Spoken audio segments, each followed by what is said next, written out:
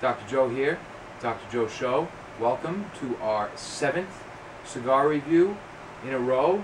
Our daily cigar reviews going on all year long, 365 days a year. That is the mission, and this is number 7. As you can see, we've been doing a lot of redecorating. I have what could be considered actually a neat place to smoke a cigar.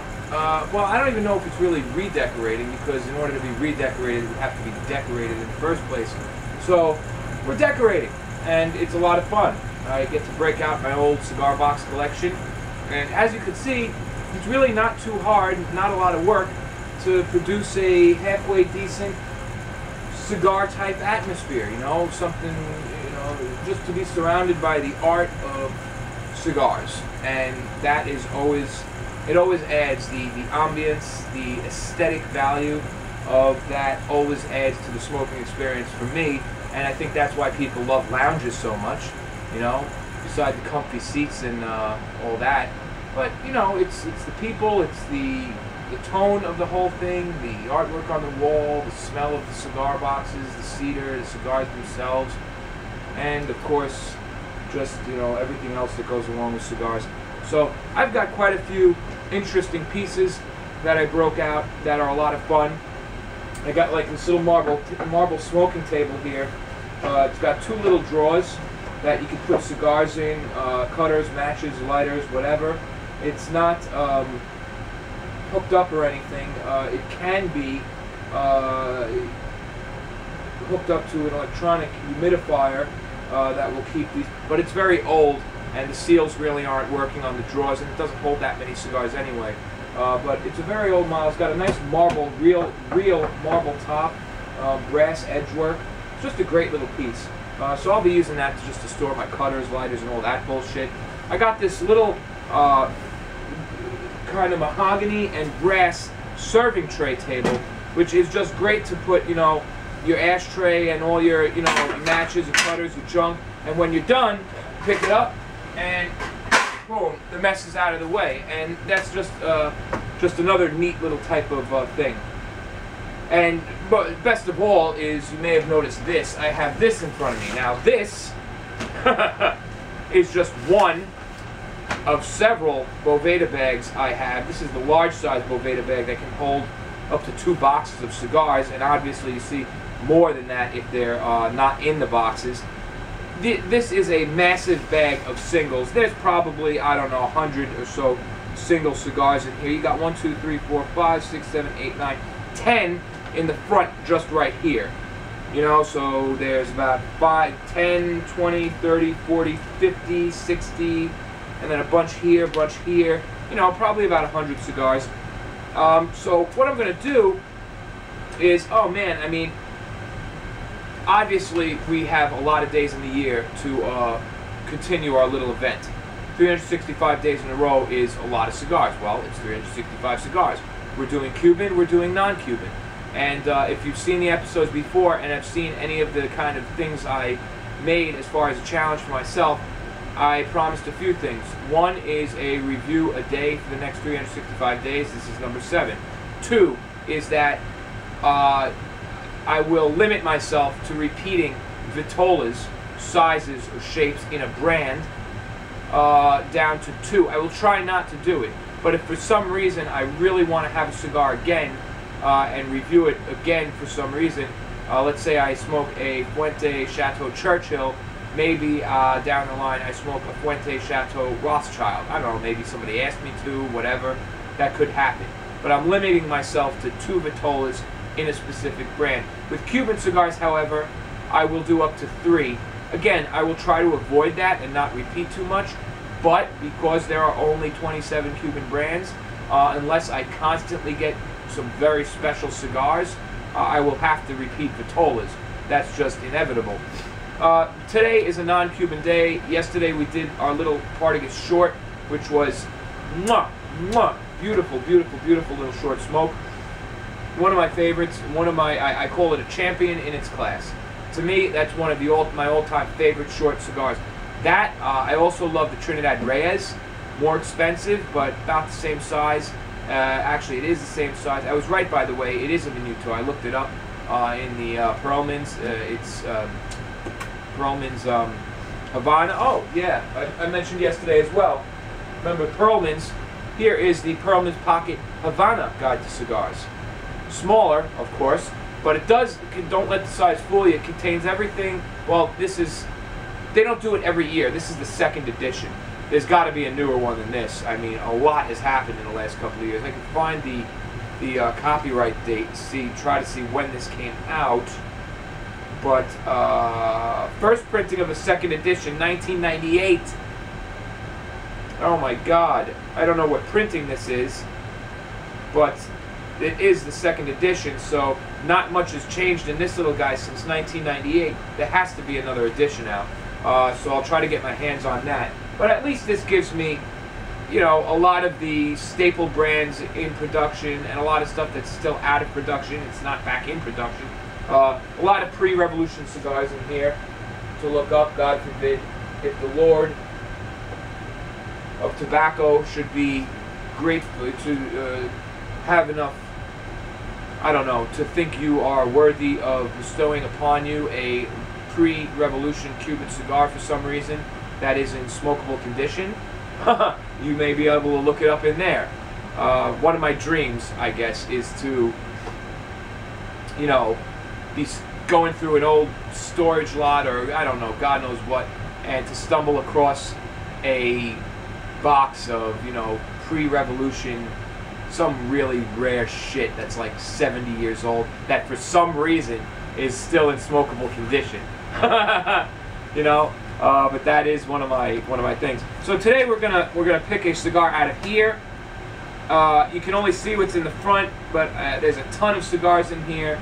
Like I said, this is only one of many giant Boveda bags full of fucking cigars.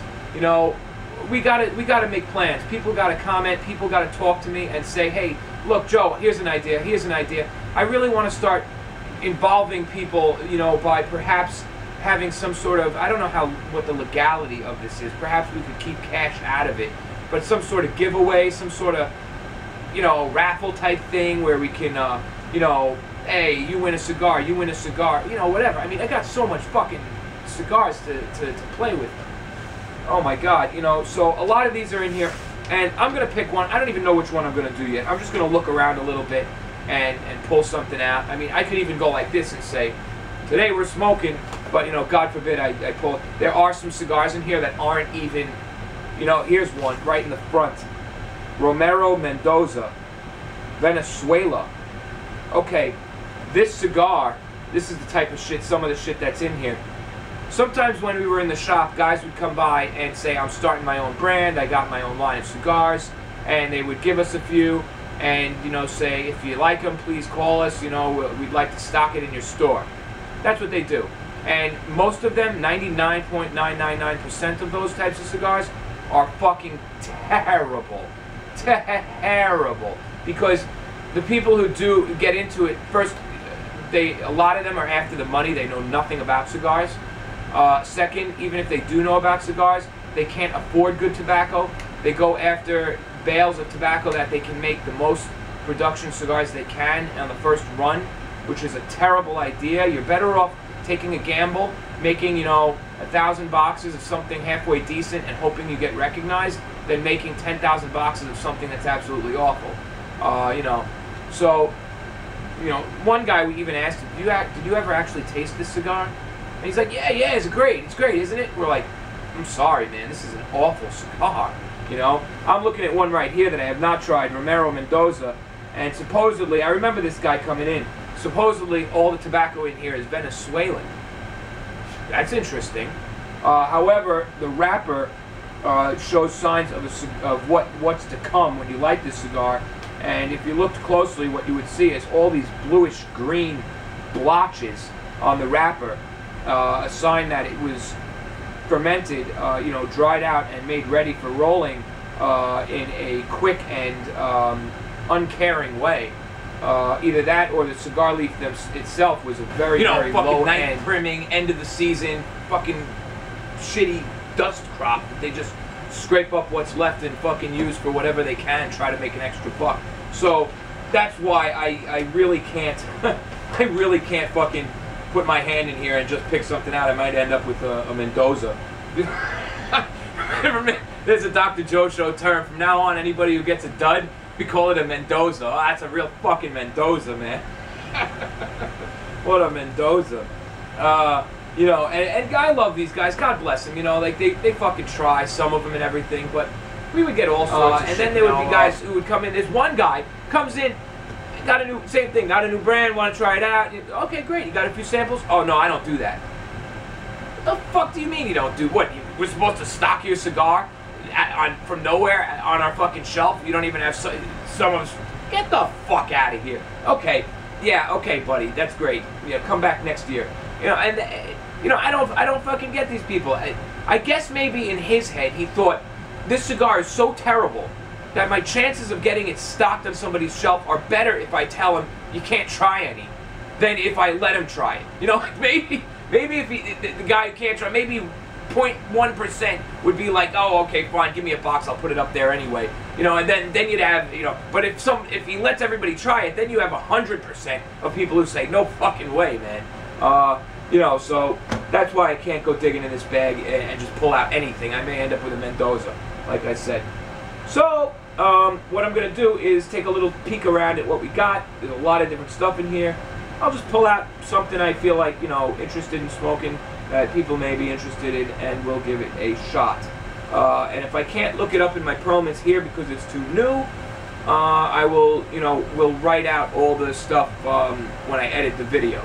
You know, if I pick something out and I say, well, I don't know, this brand, I know a little bit, I know this brand, I've seen a cigar, you know, like Nestor Miranda here, I know this is a Nestor Miranda brand cigar, so it's probably, it's Nicaraguan, it's probably made in Miami or Nicaragua. It's a Robusto, definitely 50 ring, but I can't really tell much more than that. Like, I don't really know the exact blend, the exact leaf you use, I don't really know about that cigar, so I'll have to look it up later. But, whatever. Let's get started, let's get smoking, and alright, see you there. Hey, one thing I did not mention, and you may have noticed it or not, 99.9% of the cigars in there, except for a few that were like those cigars I was talking about, they're in cellophane. They're all in cellophane, so they're all clumped together and they can all be with each other, whatever. Don't ever take 100 different singles that are not in cellophane and stick them in a bag like that. You do not want to do that. Not a good idea. You will end up with something, God knows, who knows, maybe you'll have 100 fantastic cigars, I don't know, but I doubt it. They're all in cellophane, so they're all not rubbing up against each other and you know, leaving tannins and oils of one cigar and another cigar, and you just don't want that. You know, but it is, as you can see, a fantastic way to store cigars. We were talking about that yesterday. And I think that's all I wanted to say about that. Anyway, I went into the bag, and one of the first cigars I saw laying on top when I opened the bag was something that I have not had the chance to try. This is a Nestor Miranda Art Deco. I don't know. I do know that I smoked a lot of the Nestor Miranda, what were they? Coffee Break. What was that cigar called? Not my aunt. What the hell was the name of that cigar? Nestor Miranda Special Selection. That's it. Special Selection. And I smoked a lot of those little coffee breaks, and those were good. And another cigar was one that he released, you know, every year he would do a new one called the Dano or Dano, D-A-N-O. It was a Nestor Miranda Special Selection offshoot, and it was a very large, dark wrapper Nicaraguan cigar. Different wrapper than the regular Special Selection, and you know what? It was not a bad cigar. It was pretty inexpensive, even when taxes were high. Back then, it was like $11 a pop. Now it's probably even cheaper, and it was very comparable in a lot of ways to the Corojo 2003 by Tatuaje, which is a fantastic cigar, albeit a little more expensive. And you do get it is a little better, I think, but you know, that's that. It was a great cigar. So some Nestor Miranda cigars, what I'm trying to say, are very good. They are, in general, cigars made of Nicaraguan tobacco, but like the Special Selection, it did have some Honduran filler in there and stuff like that. I know this is not going to be in this Perlmans because it's just too new. But what I have here is a Robusto. It looks like just your standard 5x50 cigar. And yesterday I went to the cigar shop. Funny thing, I didn't even know I had this, and I wasn't gonna, you know, planning on reviewing it anytime soon. But when I went to the cigar shop, they were throwing this out, and great little lunchbox type tin, very Deco. You know, the cigar boxes these are getting out. Have you seen the new Camacho boxes? Oh my God, the new Fuente stuff, the book. The cigar boxes are more outrageous than ever. Every year they come out with some crazier and crazier stuff. So, I mean, if you're into crazy cigar art, the American market is definitely the place for you.